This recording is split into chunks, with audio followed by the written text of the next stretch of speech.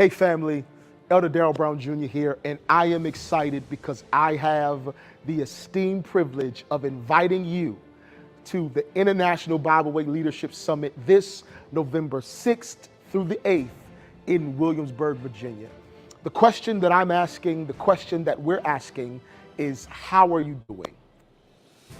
No, I need you to think about that. How are you doing? How are you doing mentally? How are you doing emotionally and spiritually? How are you doing physically? Do you have a healthy theology and a healthy belief system? Under the leadership and vision of our chief apostle and presiding bishop, the focus of this leadership summit is the healthy leader. He wants to move away from the how-tos of leadership and focus on the who of leadership. I'm going to say that again, just in case you missed it. We're moving away from the how-tos of leadership, and the focus is going to be on the who of leadership. The who of leadership is you. We're focusing on you. So look, I need you to click the link in this post, and I need you to register right. Don't wait till tomorrow. Don't wait till next week. I need you to register today because we're focused on being healthy leaders. I'll see y'all in Williamsburg.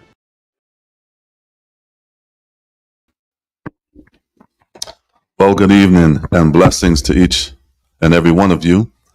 We thank God for another opportunity, and we say praise the Lord to each and every one of you. We are excited and delighted to be here tonight, and we just want to encourage you, as they've already said, but if you haven't done so, please like, comment, love, and share.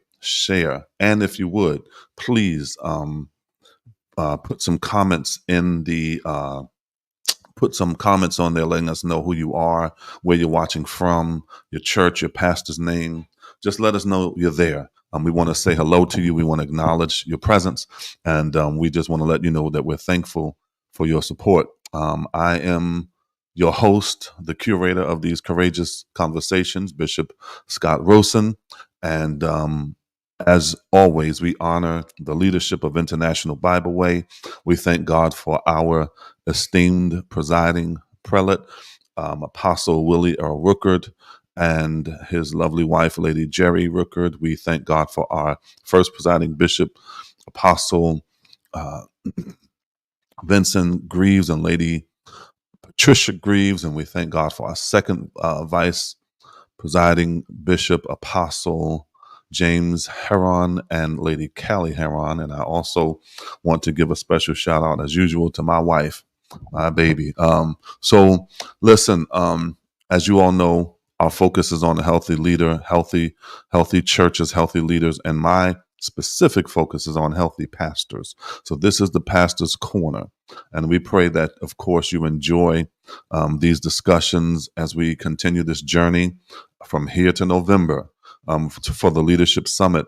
As Elder Brown has already stated, that's November the 6th through the 8th in the great city of Williamsburg, Virginia, and it's hosted by none other than the great Apostle John Gray. Have you registered yet? Time is winding up. We are actually we are a month to the day, almost a little less than a month to the day, to the commencement of this great leadership summit. And I hope you've been listening. Even on Wednesday nights, they've been releasing tidbits and bits of information about what's going to happen once we get there. I'm happy to announce that even the Pastor's Corner will be live at the Leadership Summit in November. So please register, get ready. It's going to be off the chain, off the hook, if they still say that. I don't know. But whatever, it's going to be good. So listen, I need y'all to dig on in, register, get ready, and let's all meet together and see each other in person. And let's learn and fellowship together, because Elder Brown said something, he said in his introduction, he said the question is, how are you doing? And that's just something, that's a question that we just take for granted. We take so lightly. We ask each other that every day, all day, and we just give one line, one worders, one liners. But really, this is a time for us to come together and really see how we are doing. I'm interested in the health of my brother and my sister. And prayerfully, you're interested in the health of your brother and your sister. So we just want to do a pulse check. We just want to make sure we are all good. All right. So listen, I want to jump into the conversation tonight. Oh boy, we got something riveting on deck tonight, and I'm excited to talk about it. And as pastors, we all need help. We all need help, and I think the sign of a healthy, mature, and wise pastor is one who knows that they need help and will seek the Lord as to who should help them and who should be at certain levels of help and assistance, with an eye sometimes to even considering that this person that's helping now may be leading later. Um, and to be honest with you, just in terms of this selection and choices, I had to learn the hard and the painful way, to never underestimate the necessity for discernment and to really seek the Lord, as to who should sit in this, proverbially a second seat. Tonight's topic of discussion is the power of the second seat. And I need you to understand that you should never underestimate the power of the second seat. I put a call out there, a clarion call to pastors and assistant pastors and elders and leaders and evangelists, prophets, evangelists, apostles and teachers and pastors, the fivefold, however many there is. I'm kidding. Fivefold ministry. But I said to everybody, because I think this is so important, because we've seen this bless and build churches, and we've seen this second seat destroy churches and take churches through a lot of turmoil and upheaval. And so this is so important, and I don't want us to underestimate the power of the second seat. If I could, I'm not going to get into it a lot because I really want to bring my guests on, but if I could, I just want to drop this on you. There are three kinds of assistant pastors. There may be more. If there are some, y'all help me out. But just for our intents and purposes for tonight, I've identified three kinds of, if you will, assistant pastors, those who would sit in the second seat. The insidious, those who are, how can I say it? They have motives to destroy secretly. They're sneaky, and they stealthily move about to create havoc, to create anarchy and chaos, in the church because they have a hidden agenda. So there's the insidious, assistant pastor. Then there's the idiotic assistant pastor. He just don't know what he's doing. He's just going with the flow. He or she, they just don't know what they're doing. They just go with the flow. They're tossed to and fro with every wind and whim of the people, of the pastor. One day they're on the pastor's side, the other day they're on the people's side. It just depends on the day. They're just trying to figure out who they are and trying to find some relevance and definition through their position. And so that's the idiotic, assistant pastor. And then there is the integral assistant pastor. That is the one who operates in utmost integrity. He or she does not have, two faces. That what they say and what they do, it matches, and what they say and what they do in front of everybody is always the same. The insidious assistant pastor is, if I could think of a scriptural reference, it would have to be Absalom. He was just very deceptive, right? And part of the problem with this Absalom spirit, or this Absalom, position of second, is there's a deception in proximity. This is important. There's a deception, that comes along with proximity, because proximity gives validity, right? Proximity gives validity. People assume that because you're close or close to the pastor, that you have, and so because you're close to him, clearly you have inside information. Clearly you have insight and access that nobody else has. So it brings with it a certain level of credibility, automatic credibility, right? And so what happens is, sitting in that second seat when you're insidious like that, you understand you have a certain level of automatic credibility. So when you talk, the people believe, and it's easy to win their hearts because they will even believe that you're speaking on the behalf of the pastor. And you could be saying things that are completely contrary to the pastor. So I would even venture to say, at the onset of this, to pastors, senior pastors, if you have, assistant pastors or those who walk alongside you very closely, be very careful. One of the things that I had to watch for, I had to learn and then watch for, was that one who was so thirsty to move me out of the picture. But it's not so it comes across like this: Pastor, you're doing too much.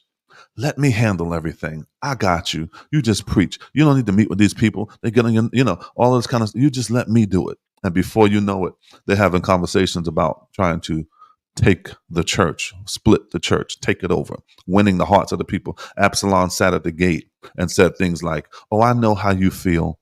He gets to the people first, because that's the real goal, to get to the people first. Before they get to the pastor, they preempt. They try to run an interference, and they say, "Oh, I know how you feel." They validate your issues, and then they highlight the the pastor's deficit. Yeah, I know he's busy. I know he's really hard to get in touch with, huh? I know. Yeah, yeah, that's something else, right? And then they say stuff like, "Well, if I was the king, I mean the pastor, I mean the king, this is how I would do it. You would be all right because I'm here for just a perfect recipe for deception and trickery." So that's the insidious assistant pastor. I'm telling you, this seed is very powerful. Use your powers for good. This idiotic uh, assistant pastor, that would be, I would say, Aaron. We talked about it last week when Moses came down from the mountain receiving the Ten Commandments from God. He came down to a hustle and bustle and rambunctious party going on, and Aaron, while he was gone, the people said to Aaron, "Listen, Moses has been gone a very long time, and we don't know what has become of him. So here's what we need you to do. We need you to build us a god, an idol that we can worship." So Aaron takes their earrings and all of their gold, everything that they took from Egypt, he brings it and incorporates it into their worship. And he constructs a golden calf with the tool that he had. That's important. With the tool that he had. Then the Bible says, Moses comes down from the mountain, says, "What's going on here?" Aaron says, "You know what? The people said, they didn't know what was going on with you, where you was. So I told them to bring me all of their jewelry, all their earrings, and I just threw it in the fire, and out came this calf." I mean, the idiotic assistant is you just can't trust them. You just can't trust them. You turn your back, and who knows what they will allow to happen and what will become as and as a result of your absence, right? They're dishonest. They are silly-minded, immature, just I hate to use the word, but just idiotic, right? I don't want to get into it. We got a lot of discussion to go to, but then there is the integral, and I think the integral assistant pastor is Joshua, because while Aaron and Hur were holding up Moses' arms, guess what Joshua was? Joshua was on the battlefield fighting. He was fighting. He was fighting. He was in the trenches. He was um, he was getting his hands dirty and learning how to fight and learning how to defend and protect the honor of his leader and the honor of God. He was faithful. He was honest. He was obedient. The Bible says, and he did what Moses instructed him to do. He served. He was actually called. The title was Moses' minister. If you read it, it says in Exodus, Joshua, Moses' minister. Joshua, Moses' minister. You know, and he went up to the mount of God with Moses, worshiped with him. Right? So watch this. You see more interaction, and this is so important. You see more interaction between Joshua and Moses than you do between Joshua and the people. You see more conversation. Joshua spends more time with his leader, with his pastor, than he does with the people, because he understood, and even if he didn't understand, God understood, and God knew that how important it was for you to catch the spirit of your leader, and not the spirit of the people. Because watch this. There comes a time in this transition, and they're going to speak more to it. You transition from being a sheep to being more of a shepherd. You transition from being from thinking like a sheep to thinking like a shepherd, to acting like a sheep, to acting like a shepherd. And you can only do that hanging out with shepherds. And when God's hand is on your life for next or for now or for whatever it is that your assignment is in this present and future season, it is so important that you have the right spirit, that you operate in integrity. And tonight, we have two assistant pastors that are integral. I ended it with integral for a reason. We have, first of all, the assistant pastor at Bible Way Church, Aiken. He's married to Lady Carissa Brown, the father of 5. He's a business owner. Um, he owns Brown's Barbershop in Aiken for 17 years. He's been functioning and serving on the National Adjutancy for 23 years. He served under my leadership. He's a faithful man, a family man, and a wonderful man of God. He loves the Lord and he loves his people. That's Pastor Jeff Brown. And we also have a son of Bible Way, another son of Bible Way. Received the Holy Ghost during a convention at Bible Way. Then he was ordained as a minister in Bible Way in 2010. He's also the assistant pastor at Bishop Robert Christmas's church. I think it's called First Bible Way in Virginia, in Charlotte, in Virginia. He also professionally is a master barber. Cuts at the Barber's Den in Charlottesville. Here's a plug, y'all. Charlottesville, Virginia. He's a musician. He sings. He's done background vocals for Stellar Award winner Isaiah Thomas. He's married to Sharita Johnson. They have 2 beautiful daughters, and he was ordained in 2022 as an elder, and now he is appointed assistant pastor of First Bible Way Church. He serves with humility and embodies the principle that to have friends, you have to show yourself friendly. I want to present to you, ladies and gentlemen, these 2 wonderful men of God, Elder Matthew Randolph Carter Jr. and Elder Jeff Brown. Come on, let's give them some virtual applause, y'all. How y'all doing? Doing good. Doing well. Good to see y'all. Good to see y'all. Thank you all for coming on tonight, for consenting to come on tonight. We really appreciate it. And we know that you have much to share with us and to bless us with the body of Christ. Now we got to deal with this one thing first. I don't believe in coincidences. I don't know what the revelation is. Maybe y'all have it. I don't have it yet. But y'all are deeper than I am. So the consistency is that there are 3 barbers on this line tonight. I'm a barber, you're a barber, and you're a barber. I don't know what's up with that. I'm looking for the revelation. I'm looking for what God is saying through that. You know, we spiritually spooky sometimes. He ain't saying nothing. He ain't saying nothing. Just thank you for cutting hair, right? But listen, I'm so glad to have y'all here. Tell me, say hello, introduce yourself. I introduce you, but say hello, greet the people. Doesn't matter who goes first. Elder Brown. Grace and peace, everybody. I'm Elder Brown. I'm assistant pastor at Bible Church Aiken. I actually assist Bishop Alexander Dwight, which is our pastor. He's not just my pastor, but he's also my father. So I get I get to experience two different sides of them. So, um, and I'm married to Lady Carissa Brown, and I have 5 kids. I got 4 boys and 1 girl. Wow. So, and I'm a business owner. I've been a business owner for over a little over 17 years. So I'm just grateful. I love serving God's people, but I love serving my pastor. You know, Mm. that's me in a Wow. nutshell. That's You know, important. what you see, Wow. what you get. Thank you. Thank you. Praise the Lord, everybody. I am Assistant Pastor Matthew Carter, and the church is in Louisa, Virginia. I do cut hair in Charlottesville, Virginia. And I serve under Bishop Robert Christmas, who is not my father, but he's my godfather. Amen. And I've been, in the assistant pastor role now for about 3 years.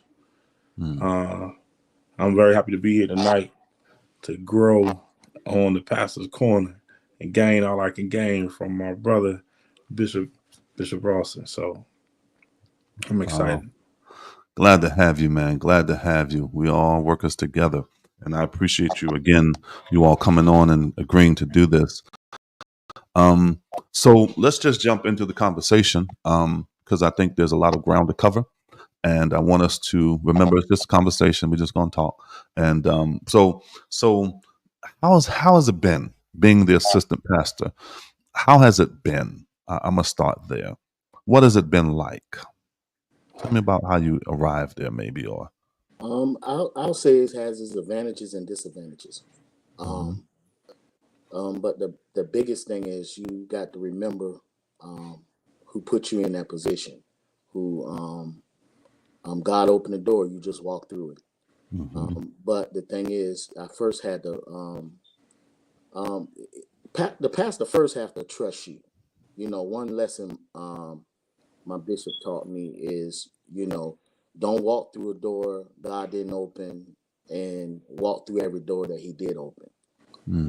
So like being an assistant pastor, I would say he was grooming me. As I look back now, before I even had that position, I was being groomed for it. Mm. I'll say about 13 years ago. Wow. What did that grooming feel like? In hindsight, what did that look like? Um, in the beginning, I didn't understand um, Mhm. because of getting me to stop being in my comfortable zone and experiencing other parts of ministry that I have not embarked in yet. Mhm. Understanding the importance of working the vision, Mhm. wearing different hats. You know, I do whatever direction God has given my pastor for me. I walk through every door. Mhm. Um, Even if I didn't understand it, one thing I can say, it's a humbling experience because Mhm. I believe that each stage um, of the walk, you have to grow into it. Um, and growing into it, it hasn't been easy because sometimes, I don't get it right. But one thing I can say is he allowed me to be myself, Mm. you know, Beautiful. and that's one of the biggest lessons I can actually say because of that. I'm comfortable in my skin. I don't try Mm. to be nobody but Jeff. So, Mhm. but then with the help of the Lord, He's helped me to understand that every stage um, of assisting my pastor, it was to groom me not to make the mistakes um, that he made. He always shared that with me. Don't make the mistakes that I made in ministry. And Mhm. so I value that because he was transparent enough to share not just the good, but also the ugly side. Mhm. So, Mhm. Elder Darrell Brown just said um to upset the equilibrium. mm, So I'm gonna go ahead and do it real quick. Usually I wait a little bit, but I'm gonna do it a little. I'm gonna do a little bit right now. You said something earlier, Pastor Jeff, about the vision of your pastor. Elder Carter, how do you talk to me about the tension of your vision versus the pastor's vision? What do you do with your vision in this season?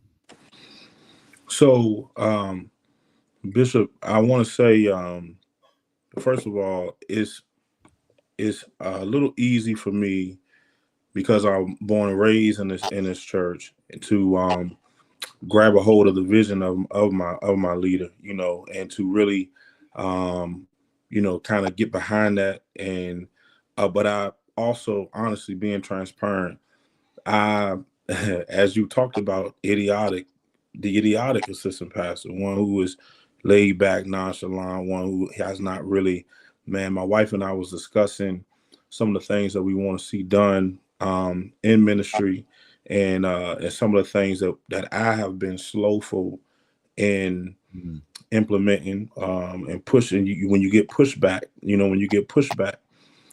certain things, it can deter you or hinder you. Or for me, it's like I need to be more zealous about um, running with these ideas and then just kind of implementing and following through.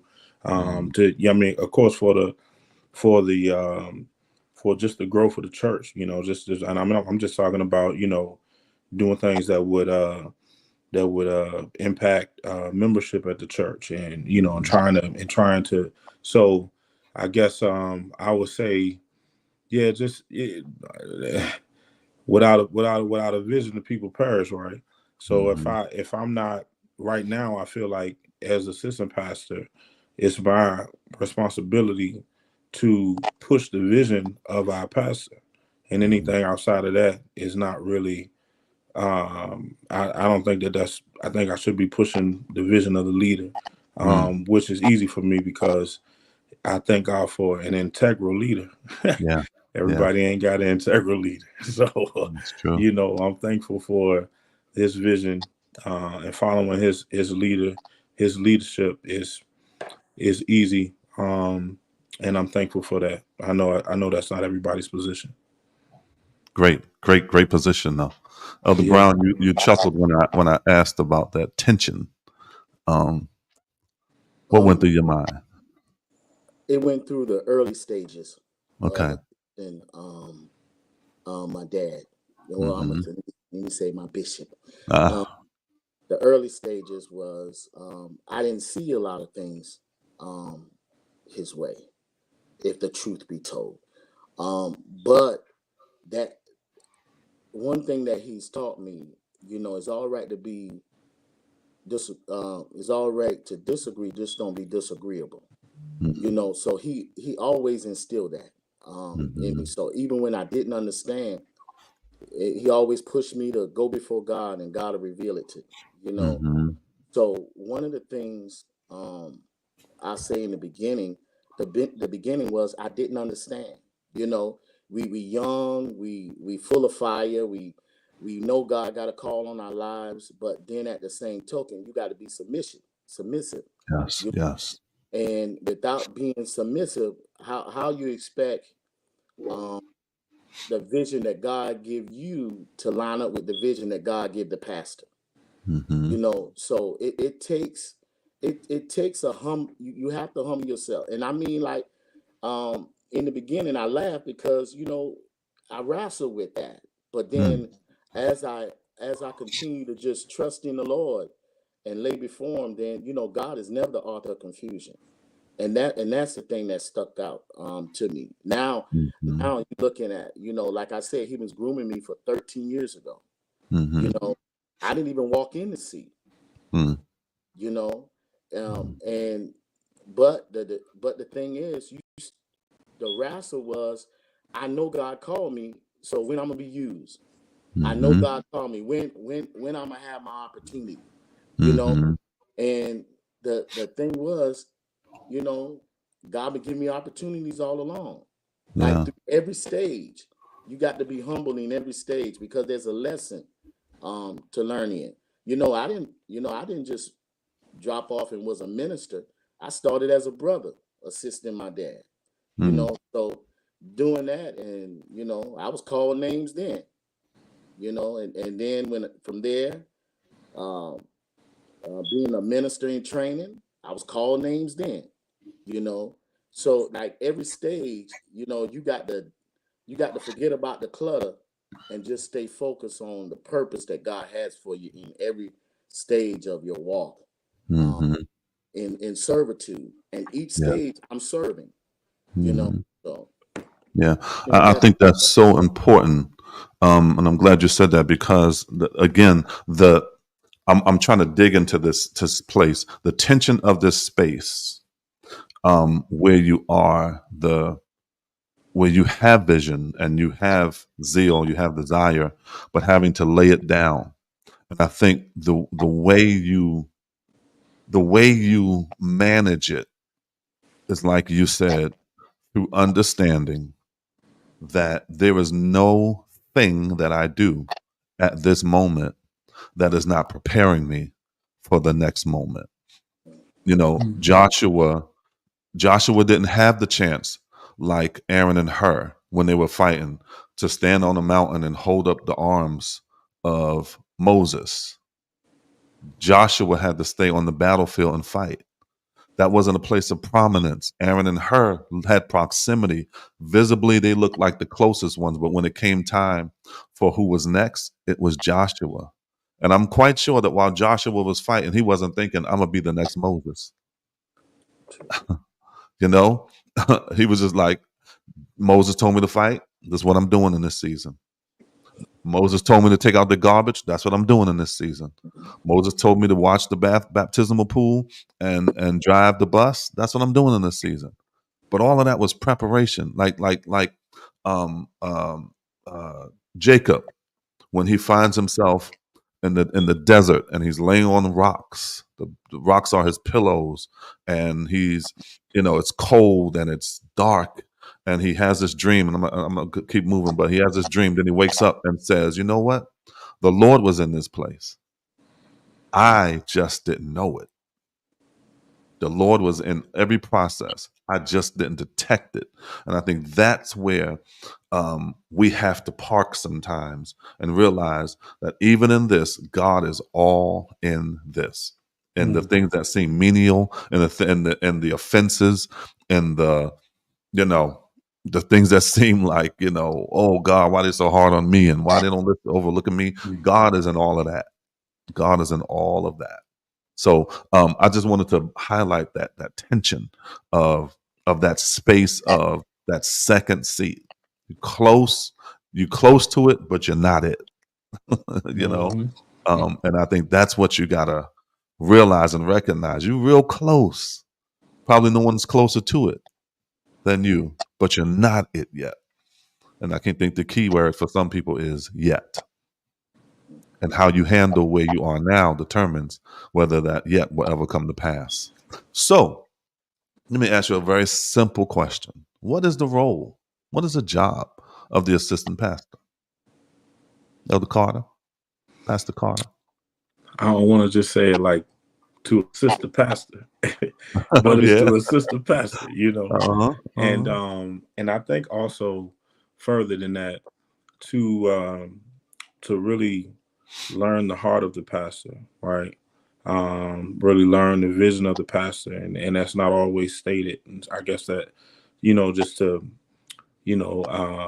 grab a hold of really the direction that the leader, my bishop is leading our church. And I think that I mean, of course, assisting him in any way, right?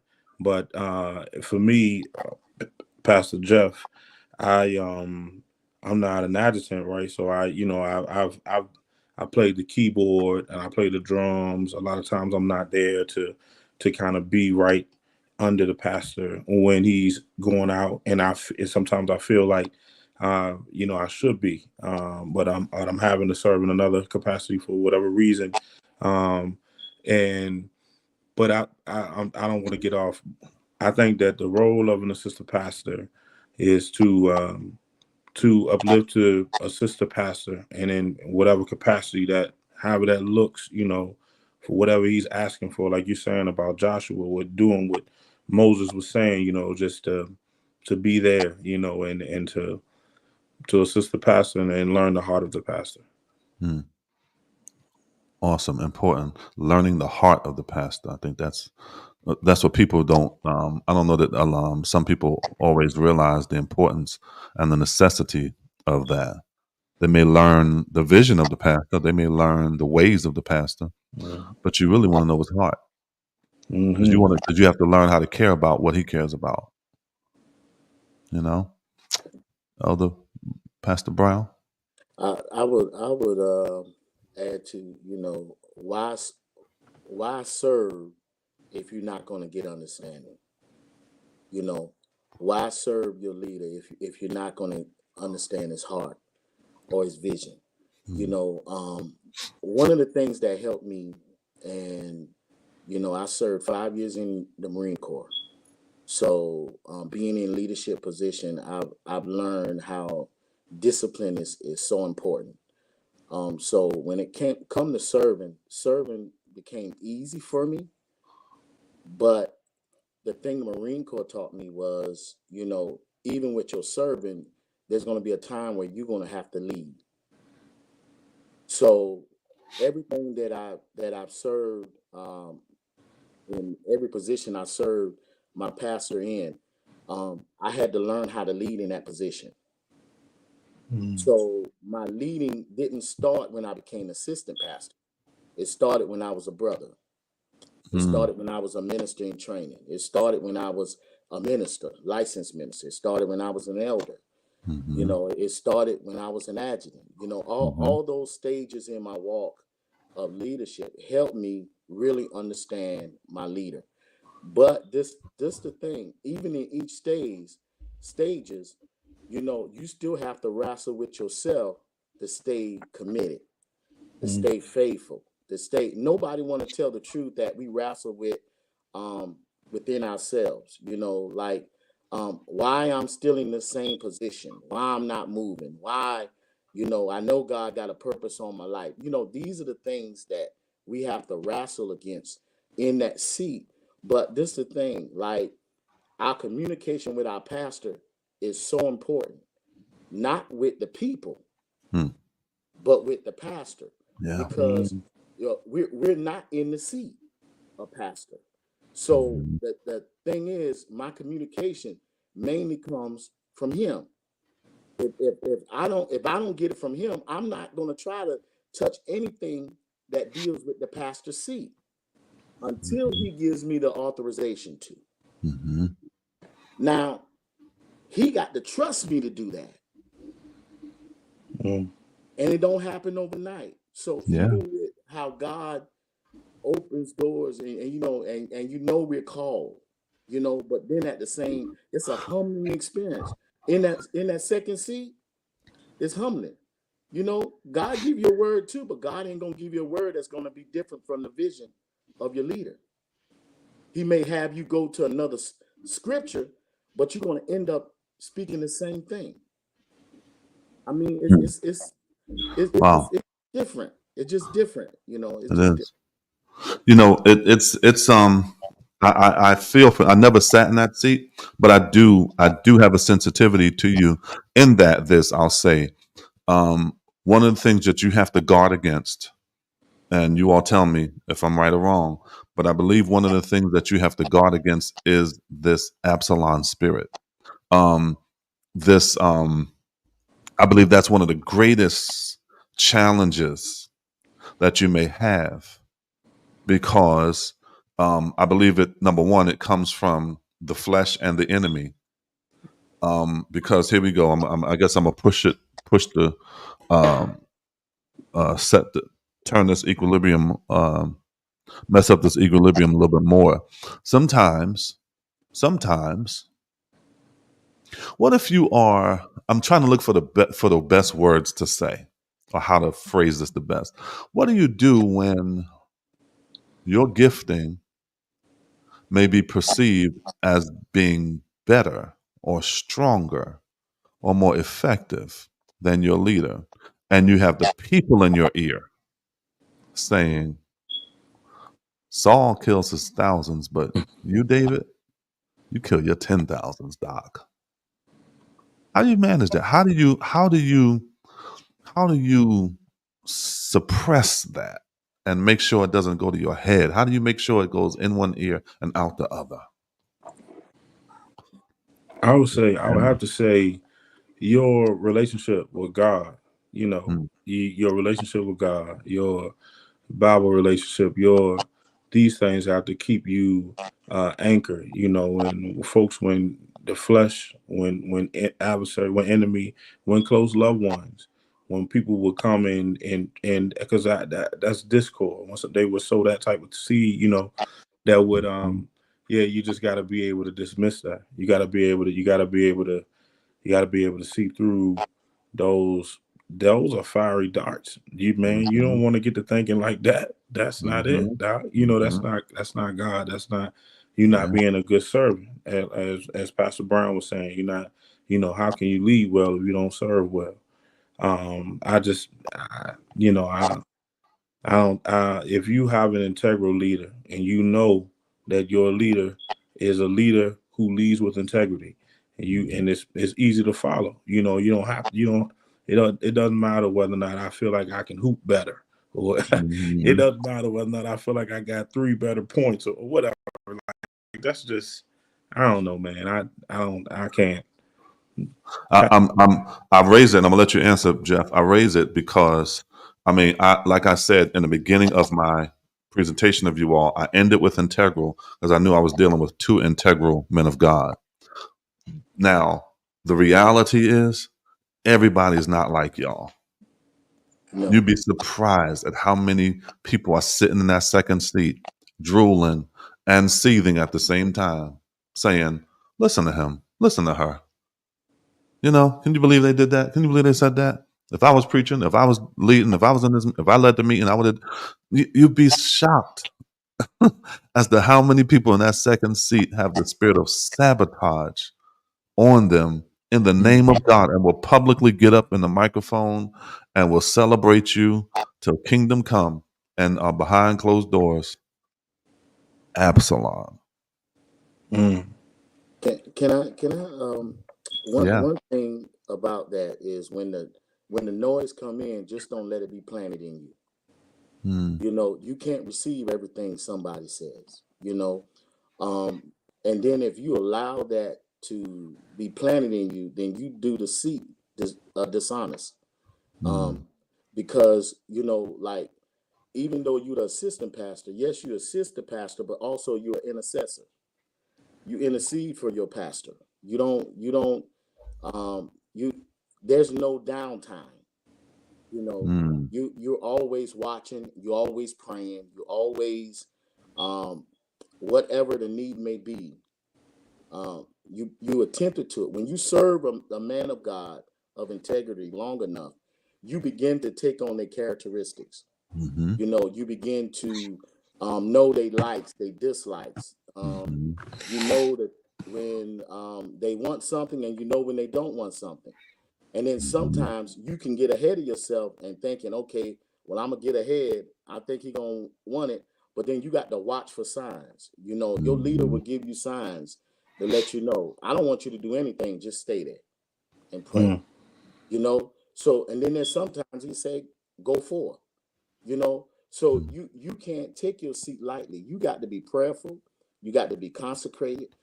And then most of all, you got to communicate with your leader. You got to Mm. talk. You got to have the conversation, not around the congregation, but between you and the leader. Yes. And but the leader got to be transparent enough to open up to you.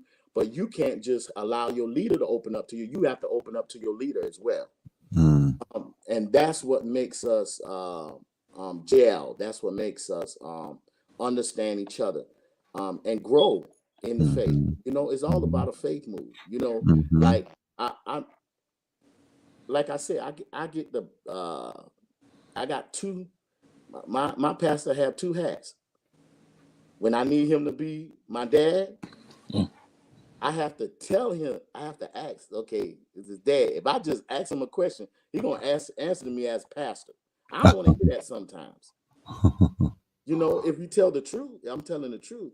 You know, so the seed is very important. You know, Mhm. I didn't understand it in the beginning, but you know, like I said, 13 years he been grooming me for it. I didn't see it then, but Bishop Rowson, I can see it now. Mm. Now, do I see the next stage? No, I don't see that. I still God hasn't given me the vision for that. He given me the vision to assist. Mhm. But I know he's grooming me. He's using Bishop to groom me for what's next. But I can't get so far ahead of myself that I miss the training. Can I say something? You know, I think that's so important, and I don't. I believe it's maybe a combination of God, of you not seeing it, is a combination of God maybe not showing you, and the purity of your heart. Because here's the thing: I think this is so insulting, so diabolical. Um, to see someone sitting in a seat and to covet that seat, knowing that the only way for that seat to be empty is for there to be death. That means, like the prodigal son essentially is saying, I want you to die. And again, maybe not y'all, but do you know how many people are sitting waiting, lying in wait for the person in the first seat to die so that they can have that seat? They may not say it, they may not verbalize it, they may not ever, be blatant with it, but there's a hidden part of them that says, if he's off the scene, if she's off the scene, I can have that. And to me, that's a death wish. And, That's a death wish. and you're right. You brought up Absalom, right? Mm-hmm. Absalom, um, he went and got his own prophet to anoint him So for this no. time. You see? But God already knew who was going to be the next king after David. Mm-hmm. So, in other words, the danger of the second seat, if you're not in tune with your pastor, you can take on that spirit, like you said, of Absalom, where you think, okay, now it's my time. But in Mm-hmm. every stage, there's a learning Mm-hmm. experience. You know, there's something um I learned from my pastor every single Sunday. Mm-hmm. Oh. I'm telling, like, you know, even though God may give me a different way of presenting a message, but when my pastor gets up, I'm learning every Sunday. Mm-hmm. I learn what to do, I learn what not to do, and I learn how to keep my feelings in check. Mm-hmm. Long as I do that in that second seat, I stay humble Mm-hmm. and Mm-hmm. I don't worry about what the chatter is. Let me there's a question that came up. How probable is it to sit in the second seat with honor, knowing we may never be promoted to the first seat? Wow. Y'all want to tackle that, or you want me to? I'll tackle it. Okay. Um, I'm at the place now to where if God doesn't open it, I'm okay. And the reason I say that is I've seen what my bishop go through. That's not a seat that I run to. That's it. So all those people say, "Oh, I want to run to that seat." No, I seen the good and I seen the bad. That's Mm-hmm. not a seat I run to. But if God Mhm. opened the door, I walk through it. Mm-hmm. But I'm okay. Like one of the statements that you started off before you brought us on, um, just being comfortable with who you are. I know who Jeff is. So since I know who Jeff is, all I can be is Jeff. Mm-hmm. And if I don't be Jeff, then I do this dishonest, Mm-hmm. just, you know, because he did not ask me to be the assistant pastor for me to be him.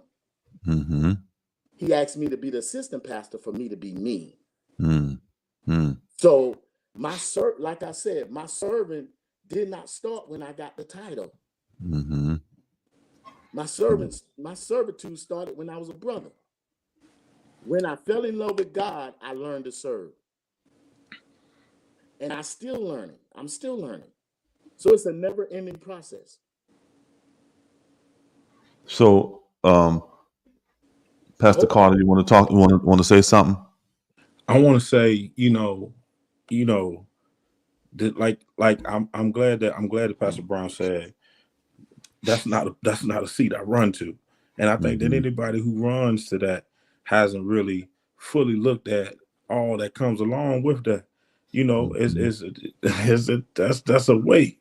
It's a heavy seat, and if you run into it, I think that. But I want to say this though, just to add to just to give another perspective.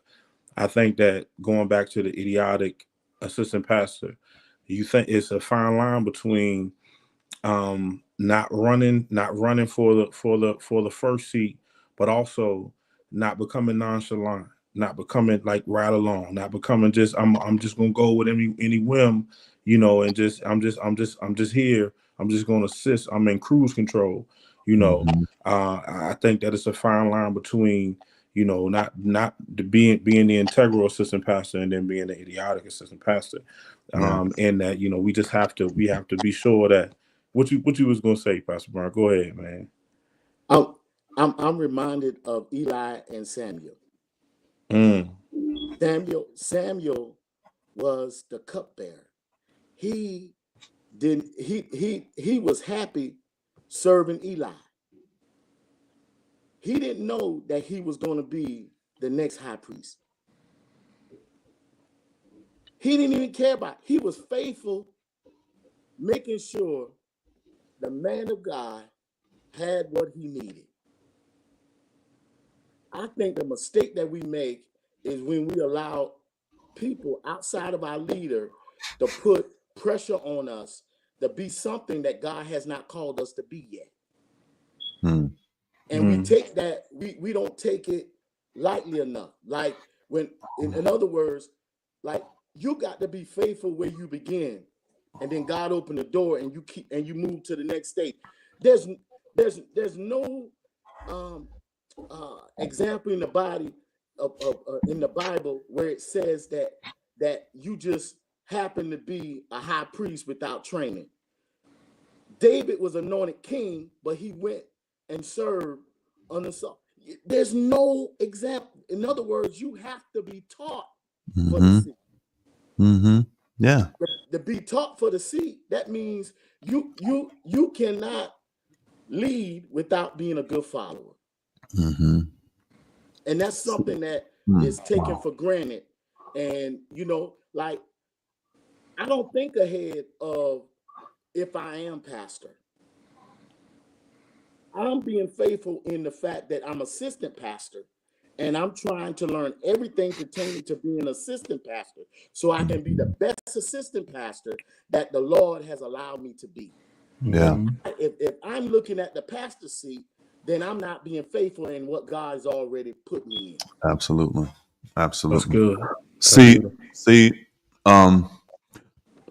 our misunderstanding, it starts from the beginning, and I'm talking about Genesis. Our misunderstanding of even the concept of hierarchy, it began in the garden. God told Adam and Eve, be fruitful, multiply, replenish the earth, and subdue it. And he said, let us make man in our own image and our own likeness, and let them have dominion over the fish of the sea.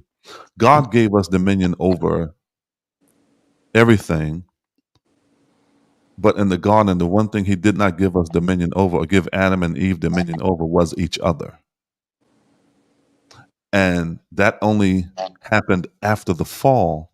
And so a lot of times what we believe and embrace is what my Professor Dean Kenny calls, John Kenny calls snake theology versus we embrace more of what was said about us after the fall than what was said before the fall. And so this hierarchy, this system of hierarchy has always messed us up, or this misunderstanding of hierarchy has always messed us up and made us uncomfortable because we don't see the value in our position. The second seat, again, and I was going to ask you that, the second seat is not necessarily an inferior seat. You see, it's just not the primary or whatever, but it's not inferior. It's not less than. It's not a flunky seat, right? It's not a hierarchy. See, because here's the thing: some people make great second seat pastors, and will make horrible first seat pastors because it's not automatic. And we think that just because we're in the second seat, then the next thing is the first seat. But sometimes God just calls us to the second seat. Aaron, you get to sit up here and hold my arms up, and you ain't got to fight. You ain't got to get your nails dirty. You ain't got to do nothing. But you'll never be the next Moses. That's just not the calling. It's Joshua. So to answer, I think it was another question, what do you do when you faithfully serve and someone is promoted over you?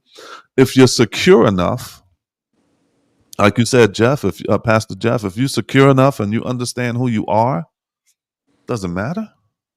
I just think we have to change our mindset and our thinking towards positions and titles, because so much of our identity is attached to it until we think that we're inferior because we're serving in this pseudo inferior seat. And it's not inferior. It's a matter of function. It's a matter of roles. That's all. Eve was not inferior to Adam. I know I'm turning over the apple cart. Eve was not inferior to Adam. It was roles. Let them have dominion. It was roles.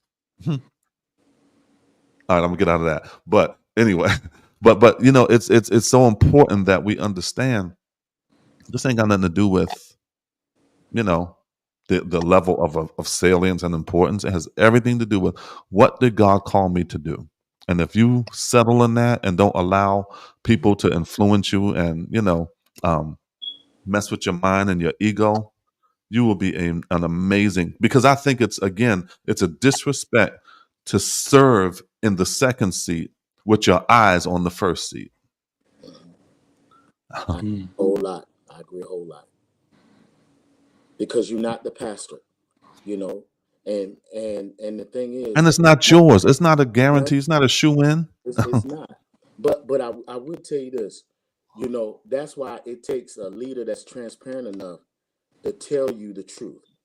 Mm-hmm. To let you know when you're doing something wrong, but he's not just showing you you're doing something wrong, but he give you a solution to what you're doing wrong.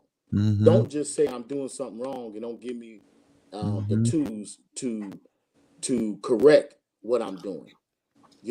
So like, and that's where it comes in at. Like just learning to be comfortable in your own skin, learning to be comfortable in the position that God has opened up for you, that second seat. I take it seriously because sometimes, anything could happen.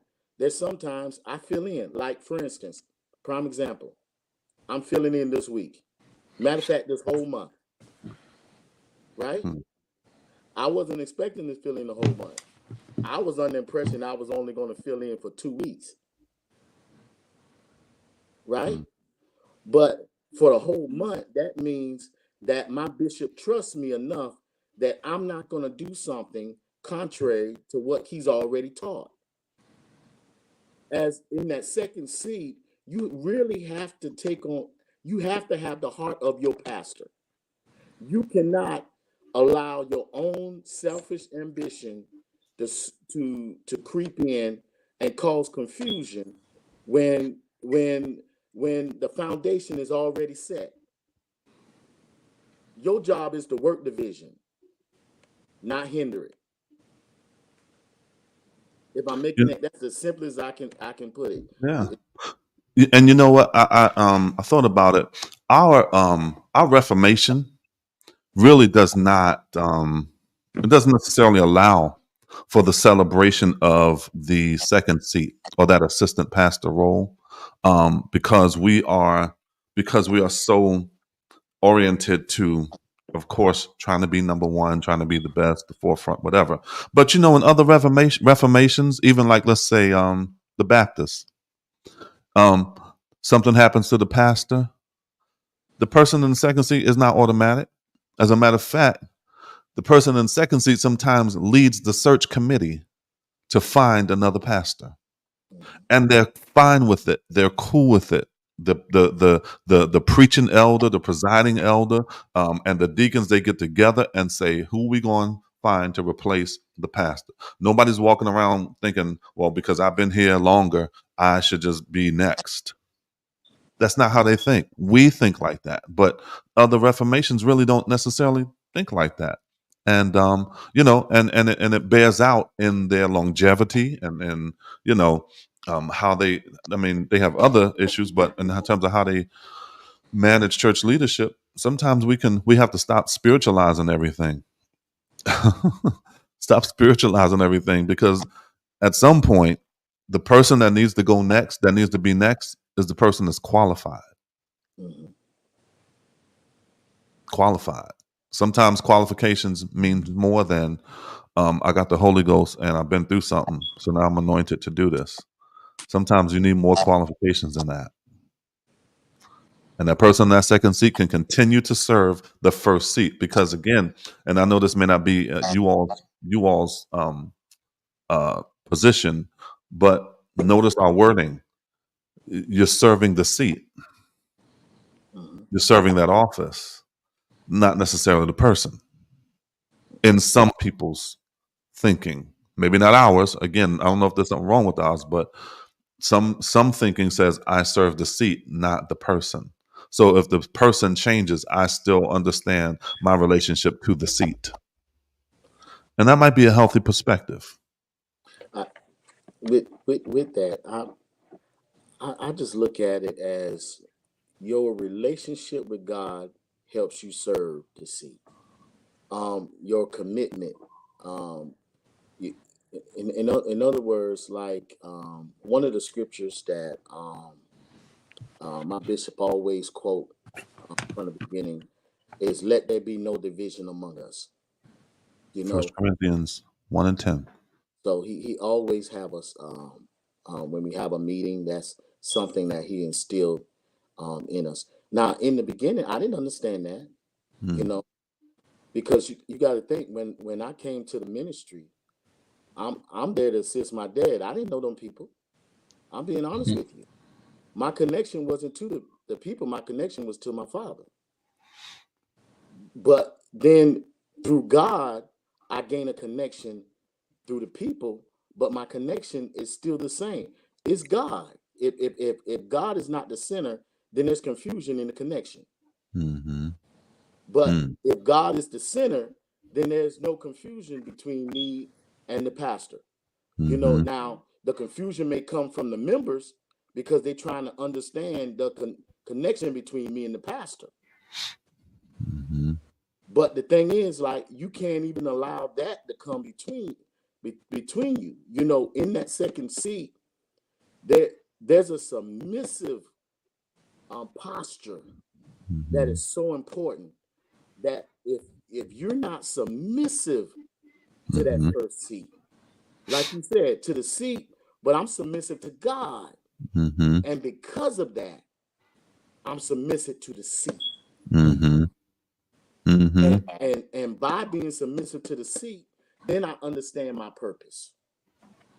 So, Pastor Carter, what we're talking about, and the conversation has moved to this place, which I think is wonderful. We're talking about succession. Talking about succession. Um, Now, I know you said your bishop, your pastor is your godfather, Yes. and Elder Brown, your bishop and pastor happens to also be your biological father. Yes. Let's talk about this for a second, Pastor Carter. What are your thoughts, feelings, reactions to this word, nepotism? There's a new Okay, I'm gonna tell you. There's a new term out, and there's a and in conjunction with that, there's a new term out called nepo pastors. Nepotism is the person gets the second or the first seat or the next becomes the next pastor within our context because of their family connections only. Qualified or not, called or not, it becomes dynastic in its character and culture, and it's not the kingdom, it's a dynasty. It's not God's kingdom, it's a family dynasty. Mm-hmm. What are your thoughts about that? Because now you have a lot of pastors that are assuming the first seat, um, because that's just what their daddy or their mama did.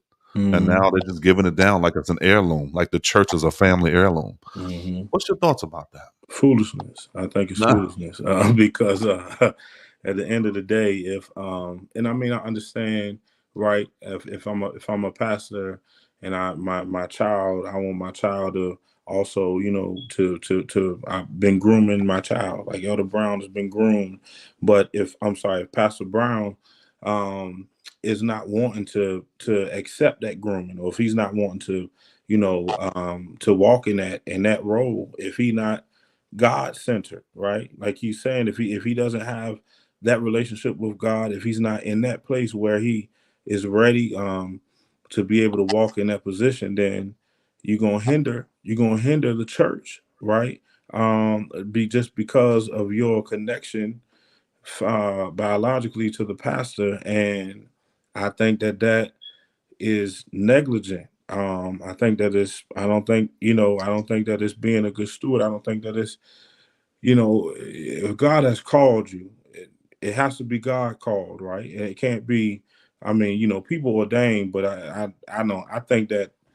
Yeah, I just the first word that comes to mind is foolishness, and I understand it. I do understand that different bishops or pastors may want to give it down to, you feel like this is the next in line and they should, and I'm even rooting for. So I have a friend who I feel like, I know Bishop wanted him to be this, and he not where he wanted to be yet. And so I remember Bishop would talk to me like, man, I want him to grow to that level. I want him to be there. He's just not there yet.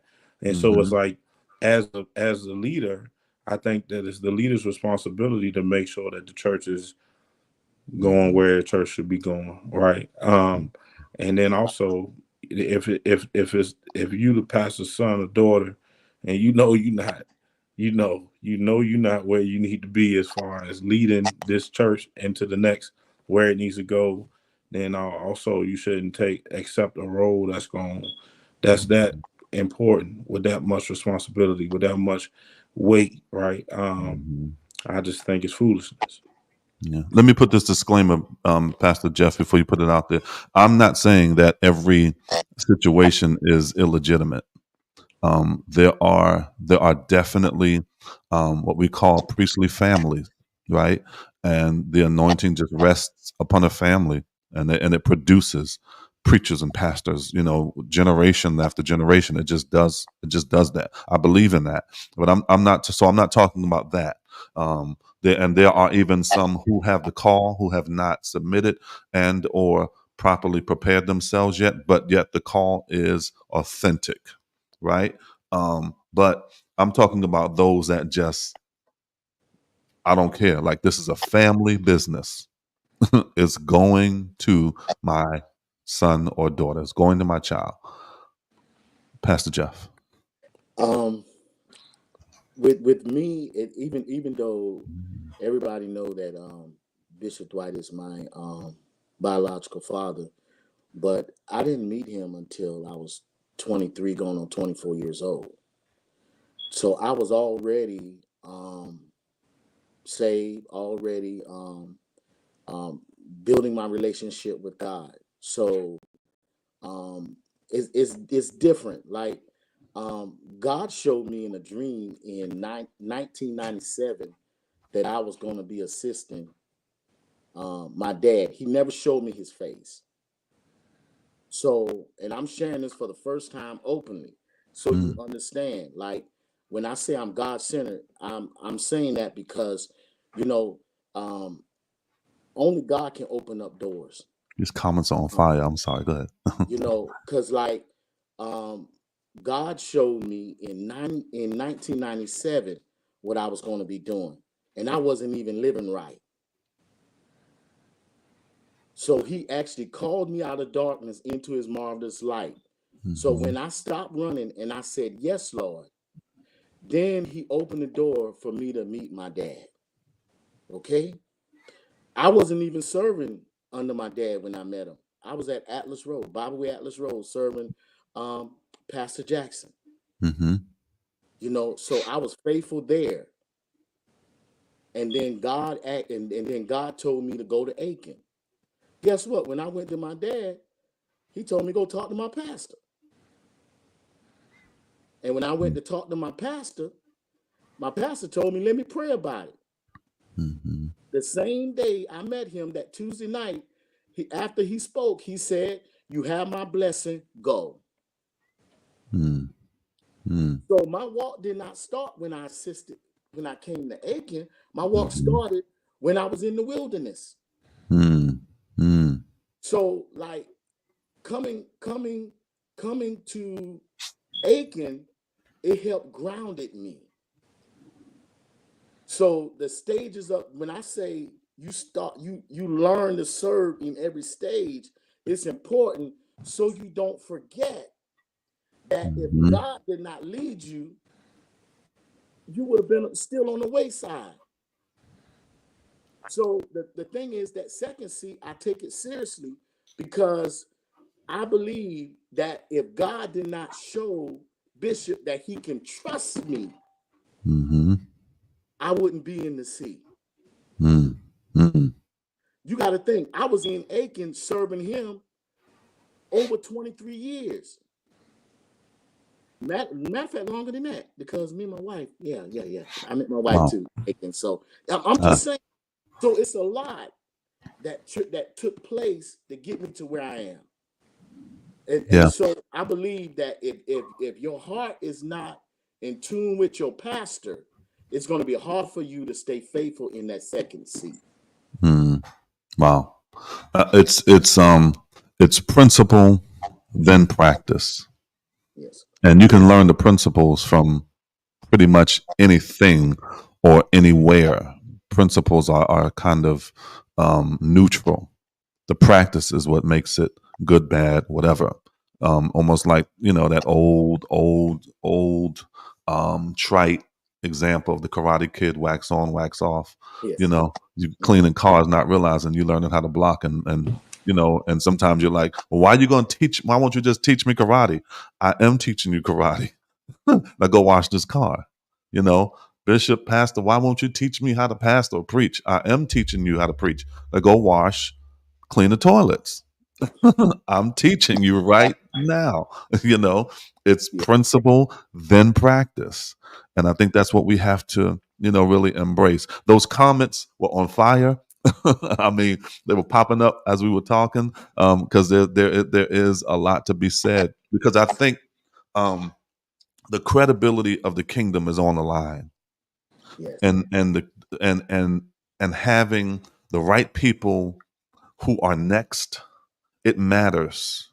It matters to people. It matters their destiny and their spiritual walk with God. It matters who else is going to be entrusted with that.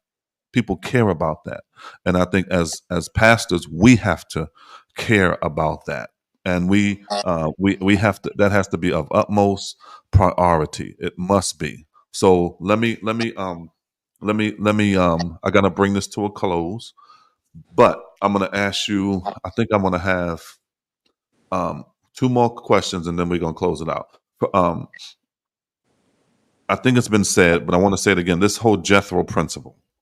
This whole Jethro principle is the fact that I'm gonna sum it up. You don't represent the people to your pastor. You represent your pastor to your people. right?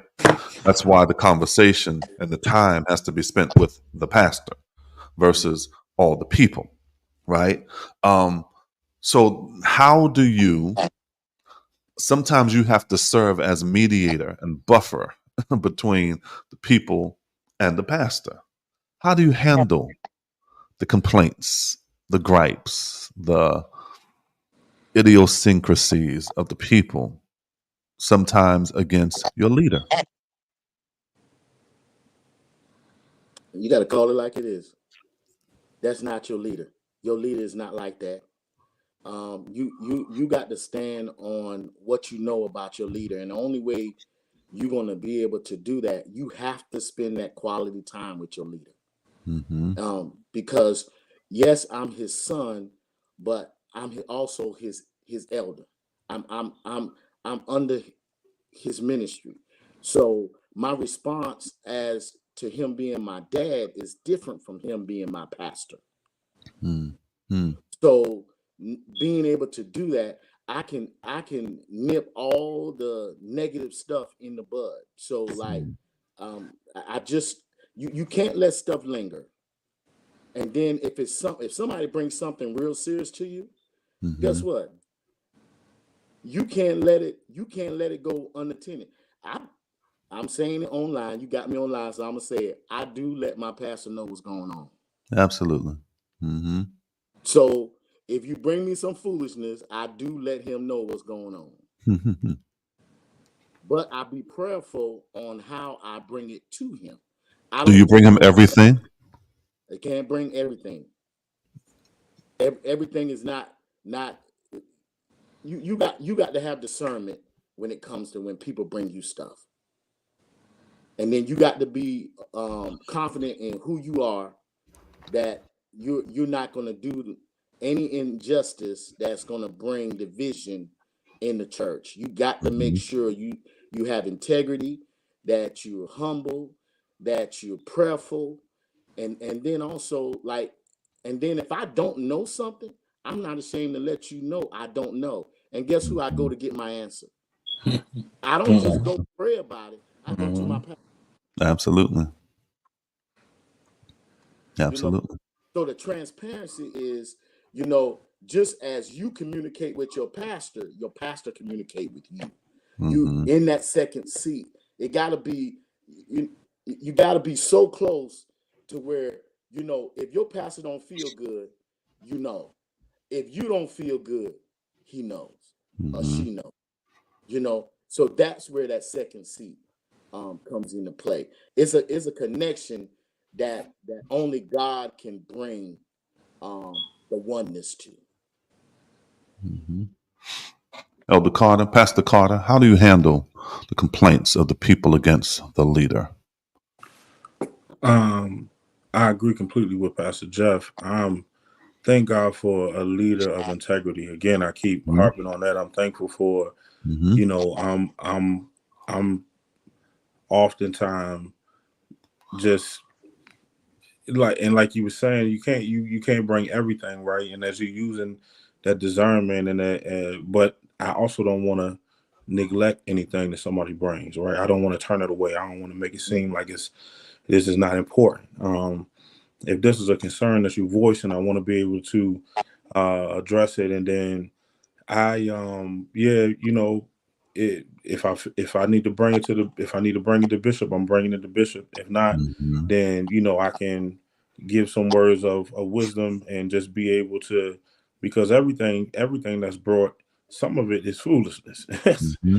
It's foolishness. Some of it is Mm-hmm. foolishness. Some of it is Yeah. just like, man, I'm not about to take that to I don't even need to talk to him about this already.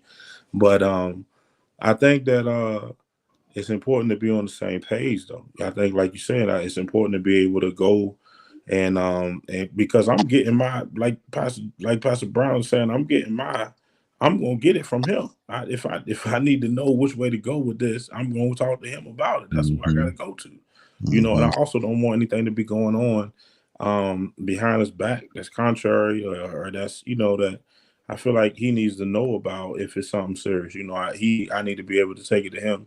Um, but again, I'm thankful for a leader that I wholeheartedly thank God for all of the when I and when problems arise, I'm often looking for I'm like, what? Let me see how he gonna handle this. Let me see what the answer is gonna be. Let me see what I can grab, what I can learn from this. Let me see how I can grab, what nuggets I'm gonna get out of this, Yeah. because it's a lot of wisdom, and I haven't been pastoring nowhere near as long as he's been pastoring, and I just want to see how how you gonna handle these situations, because if I am ever in the first seat, how else will I learn? Hmm. So but yeah, no, when things arise and there's controversy and the stuff against my leader, which it is, you gotta use that discernment, you gotta have that connection, you pray, but I need to talk with the leader, Yeah. and not about everything, right, but almost everything. Yeah. Yeah. It's wisdom. Wow, man, this panel has been absolutely fire. And the conversation has been so uplifting and beneficial and informative. And I pray that everybody has been blessed by what was said. We covered so much. We said a lot. We don't have all night to talk about it, but part of this is we say things, we kind of throw it out there, and then we give the people a chance to unpack it, to process it. And you gave us a lot to unpack and process tonight. I want to thank you all for your willingness, again, your consent, your openness, your transparency, and sharing. I'm telling you, people were blessed tonight tremendously. I was blessed tonight tremendously. And even as a senior leader, as a senior pastor, it's good to know. It is very refreshing to know that there are some integral men and women of God sitting in that seat, that you don't have to worry about trying to take the kingdom from you, that are just going to serve until their time, and whatever that, however that time is defined, they're going to serve because they're serving God, and without motive and intention. So again, I appreciate you and I thank God for you. My last question to you is this. I know you have about, I'll give you 3 minutes to answer at the most. Your pastor gives you the keys tonight, says, I'm done. What's your reaction? What you going to do? He give me the keys tonight. I'm gonna say, what happened? What happened? Pastor says, I'm done. Listen, you got it. Go forth. What you going to But do? that comes with the training. Hmm. See, even though you're in the second seat, he's preparing you for the what if, Hmm. the possibility of. He's not just training you to be comfortable in the second seat, he also grooming you to be in that first seat. So if you have a pastor that's transparent enough to see what God is doing in your life, they're not going to just be satisfied with you being in the second seat. They're going to make sure that you have the tools and and the wisdom to know that when the time comes, you will be prepared. So you ready? I'm not in that seat yet. That's a good answer. I'm trying That's to a good start trouble. That's a Okay. No, good no, I answer. but understand. I understand what you're saying. I'm happy you I asked ain't that in that question. seat yet. Why would I act like I'm in that seat when somebody's already in that seat? That's not God. If I'm truly in God's word, then I'm not going to be the author of confusion. God is not the author of confusion. So if I'm serving my pastor, then that means he's in the seat. He's in the pastoral seat, not me. I have to be okay with the season I'm in. So when I walk through that first seat, guess what? I'm gonna respect that seat just like I respect the second seat. Mm, that's good. That's not gonna change. God is not gonna have somebody pouring to you and you not grow into what he's pouring into you. Hmm. Hmm. Good point. Real good point. So like I can honestly say, even though he's grooming me for it, But he also allowed me to grow in the second seat. Mm. All right. Time's up. Okay. I hope Pastor Carter. If he hand me the keys tonight, I want to say that I would be honored that he was able to hand me the keys.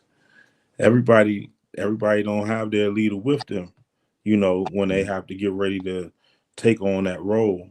I'm reminded of, and during COVID, we almost lost Bishop, and it was a scary thought to think of having to move into that position without him being there.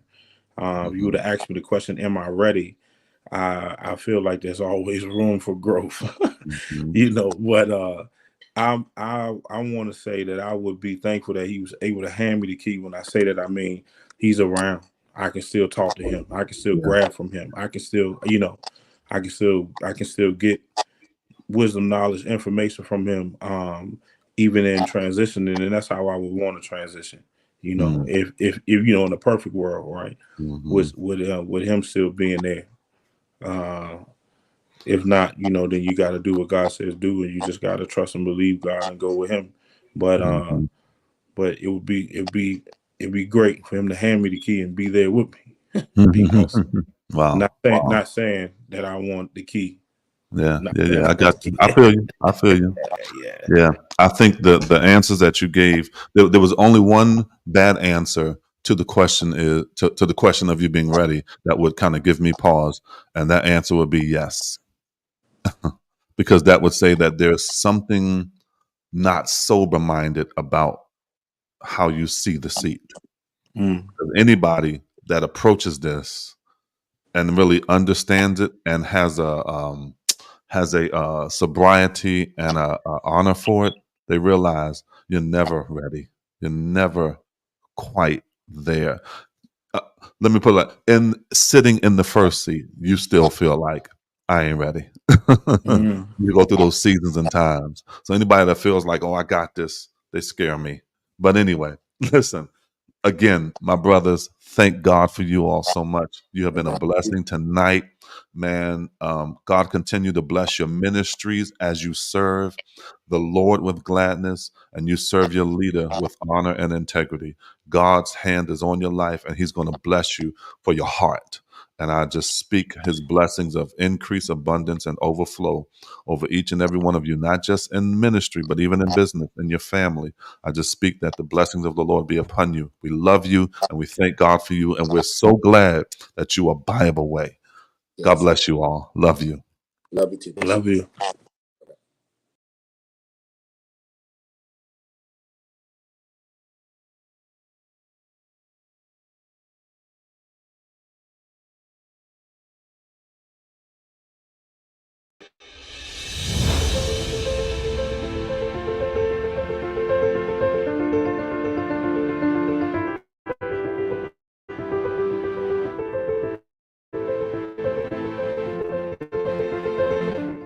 Hey family, Elder Darrell Brown Jr. here, and I am excited because I have the esteemed privilege of inviting you to the International Bible Way Leadership Summit this November 6th through the 8th in Williamsburg, Virginia.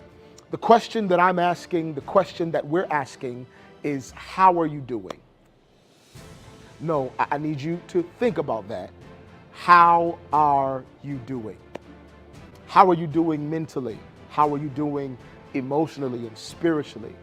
How are you doing physically? Do you have a healthy theology and a healthy belief system? Under the leadership and vision of our chief apostle and presiding bishop, the focus of this leadership summit is the healthy leader. He wants to move away from the how-tos of leadership and focus on the who of leadership. I'm going to say that again, just in case you missed it.